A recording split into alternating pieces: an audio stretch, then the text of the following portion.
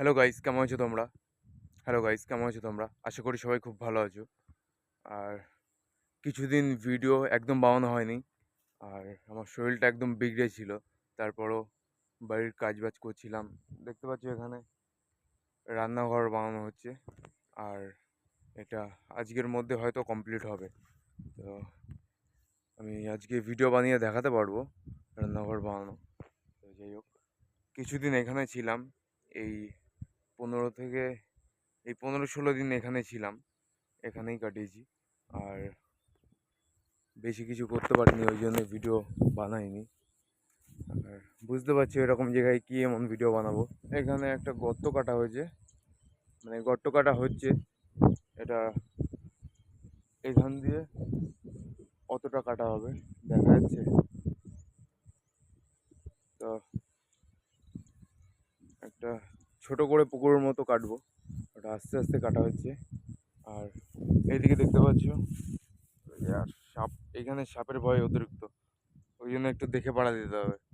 তো দেখতে পাচ্ছ মেহগুনি গাছের নিচে মাটি দিয়ে দিয়েছি অনেকটা। তো এগুলো এখন তাড়াতাড়ি বাড়বে। এমনি তো দুদিনেই মনে হচ্ছে একটুখানি গ্রোথ বেড়েছে। যাই হোক, আর এটা বাদাম গাছ, বাদাম গাছের তো হাল খারাপ। তো কালকে এখানে ঝড় বৃষ্টি হয়েছে, তো জল গেছে মাটিতে। এবারে হয়তো গাছটা বেঁচে যাবে। আর ওদিকে একটা কদম গাছ পুঁতেছিলাম, দেখতে পাচ্ছ ওটার হাল খারাপ, পাতা সব পড়ে গেছে। আর কাল বাঁশ জার বলে ওগুলো, যেখানে বাঁশ উঠে পড়ে, ওই জারের দিয়ে কেটে নিয়ে এসেছি এই বাঁশগুলো। এখানে ওখানে চারি সাইডে রাখা আছে এই বাকি রান্নাঘরটা কমপ্লিট করার জন্যে। তো রান্নাঘরটা বানানোও দেখাবো। আর বানানোর পরে গাইজ আমার রেগুলার ভিডিও আপলোড করব।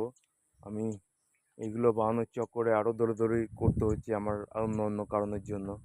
তার জন্য আমি ভিডিও বানাতে পারছি না কি, দেখতেই পাচ্ছ বডির অবস্থা খারাপ হয়ে পড়ে আছে। তো এটা এবারের দিয়ে কন্টিনিউয়াসলি ভিডিও আপলোড করব গাইজ, যেটা তো বারবার বলছি কিন্তু করতে পারছি না। দেখতে পাচ্ছ তার বদলে আমি কাজ করছি এইদিকে। আর এইদিকে কমপ্লিট হলে আমার নিজের বাড়ি থাকবে আর নিজে সব কিছু করতে পারবো। তো গাইজ তারপর দেখা যাক কি করা যায়। আর আমার ইচ্ছা তো আছে অনেক কিছু করার, আর অনেক কিছু করব গাইজ। এর পর ভিডিও দেখা হবে, আর এর পর ভিডিও ভালো কিছুই দেখাবো।